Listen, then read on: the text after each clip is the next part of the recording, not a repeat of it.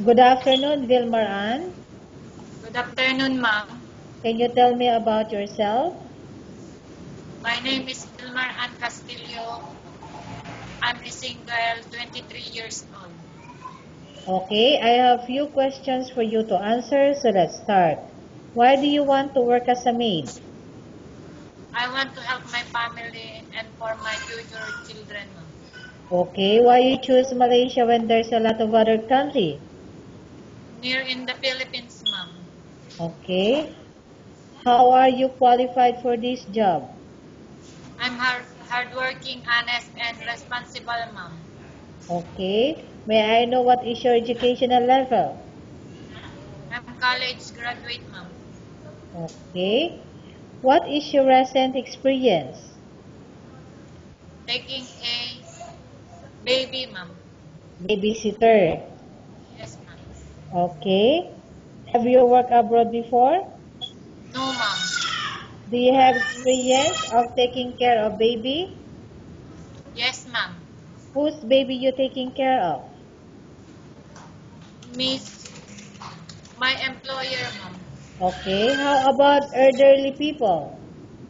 Yes, ma'am. Whose elderly people you taking care of? My grandma, ma'am. Okay, do you have any other special skills? Cooking and cleaning house, ma'am. Okay, are you willing to learn new skills? Yes, ma'am. Are you willing to work with a family where the mother-in-law or any relatives stay together? Yes, ma'am. Currently, are you still working now? No, ma'am. Do you know how to cook? Yes, ma'am. What sort of food can you cook? Filipino dishes. Like what? Adobo, sinigang, pinakbet. Okay, are you aware that you will have to do washing, cleaning, ironing, and cooking? Yes, ma'am. From all the house chores, which do you like most? Cleaning the house, ma'am. Okay, how much is the salary as a maid in Malaysia as you agreed and understand? 1,200 Malaysian ringgit, ma'am. Okay, you are not allowed to use handphone during working hours. Yes, ma'am. You are only allowed to use handphone after you finish all the works in going to bed. Yes, ma'am. You are strictly needed to surrender your handphone to your employer in the morning, and Yes, your employer will return back to you once you're going to bed. yes, ma'am.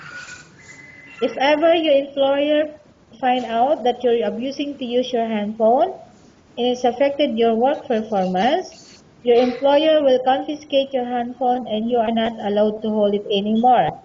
Instead, your employer will allow you to call to your family 3 times in a month. You're only allowed to bring normal phone and you are not allowed to bring smartphone. The top up for your phone will be bear by yourself. Are you agreed for the terms and conditions? Yes, ma'am. Are you agreed to the rules and regulations for the handphone? Yes, ma'am. How many years is the contract as you agreed and understand? 2 years, ma'am. Can you describe for me your ethics? I'm honest, hardworking, responsible, ma'am. Okay. How can you assure to us that you will work hard in Malaysia? I will finish my contract, ma'am. Okay. Can you promise not to use a telephone without the permission of your employer? Yes, ma'am. Can you promise not to put on makeup but to dress properly while work? Yes, ma'am. Can you promise not to invite friends and relatives without the consent of your employer? Yes, ma'am. Can you promise not to ask for advance salary from your employer under any circumstances? Yes, ma'am. Do you really understand of the rules and regulations of the agency? Yes, ma'am. Do you pay any placement fee for you to come to Malaysia to work as a maid? No, ma'am. Do you have any history of sickness, example breast cancer, or any other illness? No, ma'am. Do you suffer from any skin diseases, allergy, or physical defect? No, ma'am. Have you suffered from any serious illness? No, ma'am. Have you undergone any operation? No, ma'am. Are you medically fit? Yes, ma'am. Are you on any medication? No, ma'am. Are you allergic with any food? No, ma'am. Okay, Vilmar Ann, we have finished our question section. Let's go to case study. I have a case study for you and I want you to answer me truthfully. Okay? Okay. Upon arrival in Malaysia within 6 months, if ever any of your family members passed away, what will you do? Will you continue to work till finish your contract or you will go back? I will not go home and I will finish my contract, ma'am. Okay, Vilmaran, what do you want to tell the employer who watching your video right now?